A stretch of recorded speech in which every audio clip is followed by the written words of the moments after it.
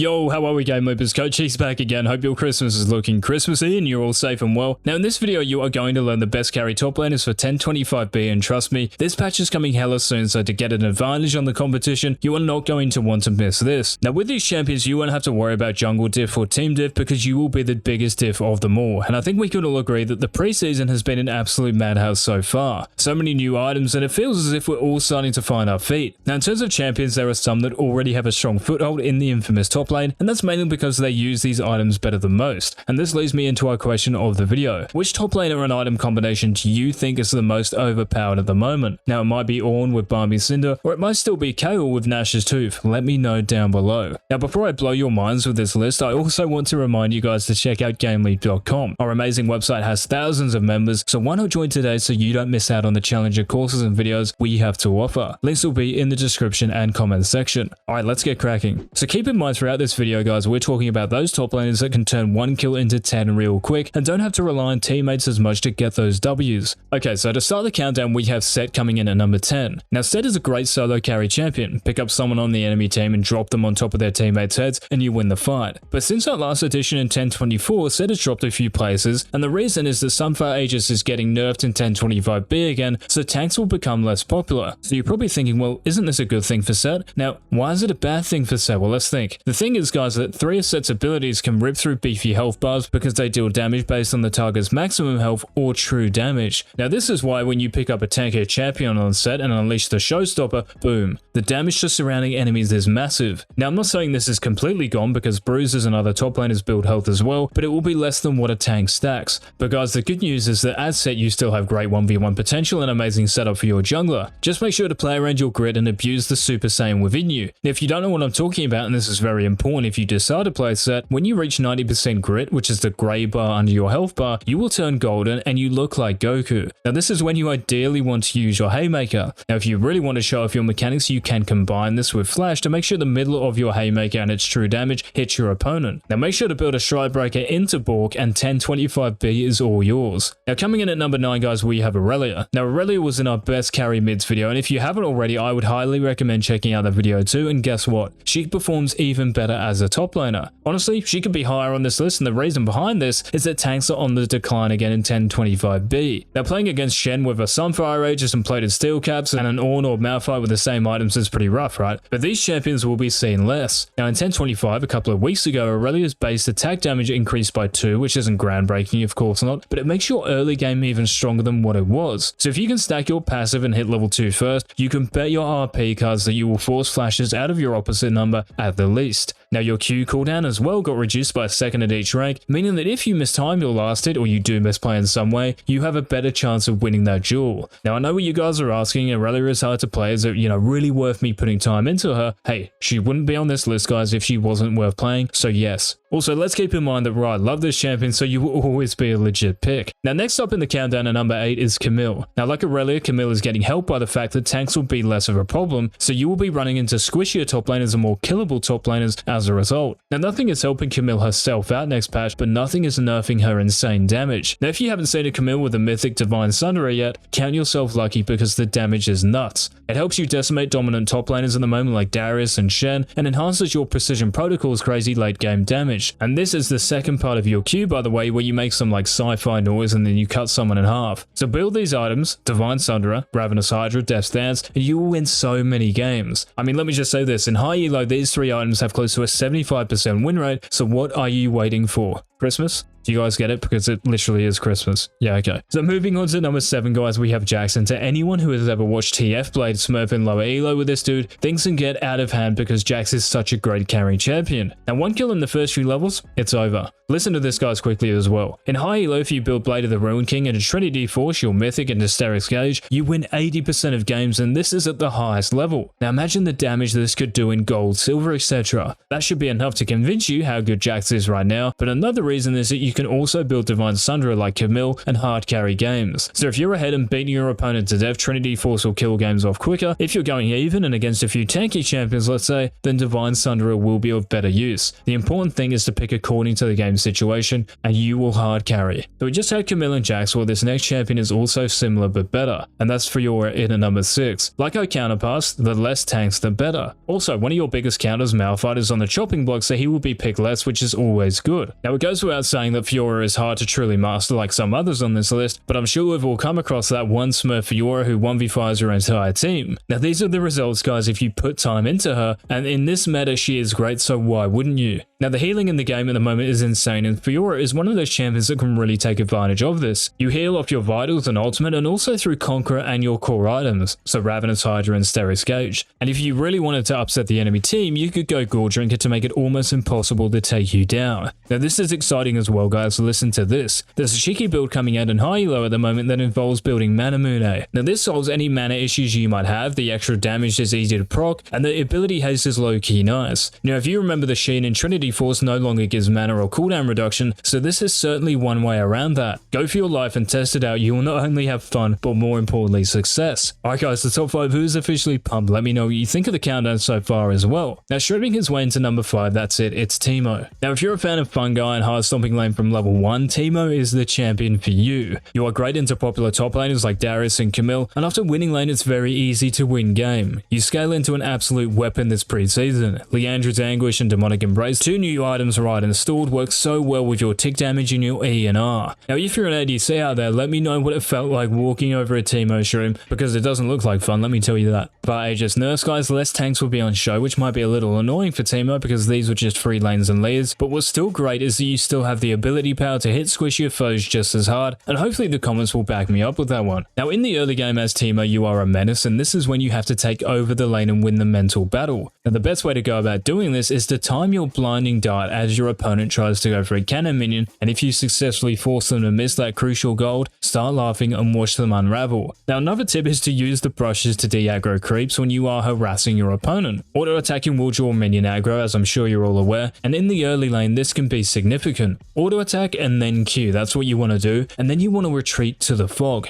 Now not only can the minions not hit you, nor can the enemy champion. Now if you don't have a ranged champion in your pool and you want to have fun while crushing the competition, Teemo it is. Alright, GameLeap is coming in at number 4, it is Wukong. Now the Monkey King is easy to play, he hits harder than Jake Paul, and is just an overall beast in this meta. Now one of the big advantages you have is the Kong is your mythic choice. So unlike some top laners who only have one mythic that actually helps them out, and sorry to all of you who play those champions, you have 3 legit options. So against bruisers and ranged champions, take Gore Drinker. The sustain is what you're after, and in big team fights it's easy to use its active to get back to full HP, because you will be up close and personal to a lot of the enemy champions. If you're against tanks, and this is what we've been talking about for Camille and Jax, Divine Sunderer helps you get through all those green bars, and if you're really snowballing, just build a Trinity Force to spike harder and earlier to finish the game ASAP. Now one of the tricks of the trade on Wukong, and players even in high elo fall for it, is to tap S repeatedly in lane. Now this is because it looks as if you W'd, and the enemy champion will be that scared of you engaging on them, they will run away and give up CS. So you can win the lane essentially by just standing still. Now it's pretty toxic and also demoralizing at the same time, because your opponent will then realize you were mind gaming them. So Wukong, fun as champion and also a very strong one, so play him in 1025B. Here we go guys, the top 3, and this third pick will come as no surprise to any of you who have been playing League recently, and that's Darius. And this should be enough to motivate all of you to play Darius in 1025B. Darius is the best top lane in the game, that's right, he is number 1. Now the mythic item Stridebreaker is behind all of this, and it's beyond busted. The fact that tanks are getting another nerf via Sunfire Aegis makes you even stronger, because your enemies will be squishier and just one combo spells death. Now after you ban Teemo, make sure you do that, there are a couple of tricks you can use to destroy your lane. The first one is that you can Q flash to reposition to land the outer part of your decimate. The next one is that against champions with jumps or dashes like Jax, Riven and Camille, you can interrupt their gap closer with your apprehend. And guess what this guarantees? Your Q to land, that's it. Now with Stridebreaker, the active which makes you lunge forward gives you another way of engaging when the enemy champion is playing that far back, because you're already stomping them. You can lunge forward with the Stridebreaker active and combine this with your E to ensure you catch them out, and a kill will follow. Well, most likely anyway. Just remember that without your E you can be punished and you're actually quite vulnerable. Now the formula guys is this, if he isn't banned, just play Darius, it's that simple. Now we're on to the silver medal guys, and this is it, and this one goes to Gragas. Now I bet you weren't expecting that. Now I know you're all looking at me with your eyebrows eyebrows raised, but just hear me out. Now Gragas is mostly played in the jungle, but I'm here to tell you he's better as a top laner, and that's because of the 10-25 changes. So your passive now restores 8% of max health after using an ability, and your W is now on a flat 5-second cooldown. So you may clear camps a little quicker and retain more HP, but the fact is that these are huge for lane Gragas. Now you already have amazing setup with your body slam and explosive cask, and now you have amazing sustain with more Ws and in turn more passive procs. Now you don't do an insane amount of damage early on, but after a little AP is bought, and this might be in the shape of Hextech Alternator or even a blasting one, you can start one-shotting your opponent. It's incredibly fun and with a lead is very oppressive. Okay GameLeapers, before we reveal the #1 pick again, I cannot emphasize enough that we have a $50 sale on at our website. The courses, the guides, the videos, all made by challengers and all made for you. They are the best in the business, so get clicking in just a few seconds. This is it guys, the moment of truth. Now I want to see if you can work out who the #1 pick is off of these clues. So the first clue, I got changed massively in 10-25. The second clue, I'm still played mainly as a support but have a 55% win rate as a top laner. The third clue, my favorite film is Gladiator, shout out to Russell Crowe. And if you didn't get it from my last clue and the final clue, once I build Eclipse there is no one in the game who can beat my spear and shield, and maybe my pecs as well. Now guys, if you guessed Pantheon, well done. His win rate has gone up over 3% since the 10-25 changes, and one of the big reasons is the new armor penetration you gain for each point in your ultimate, which is just honestly ridiculous. So if you're playing top lane Panth and use your ultimate out of base to either mid or top lane, no one is safe. The 10% armor penetration makes those squishes a lot squishier, and the more tanky champ is a lot less tanky. Play Pantheon this patch guys, here's our #1 top. Thanks so much for watching, remember to like the video and subscribe and turn on all notifications. This has been Coach Eags, and until next time, peace.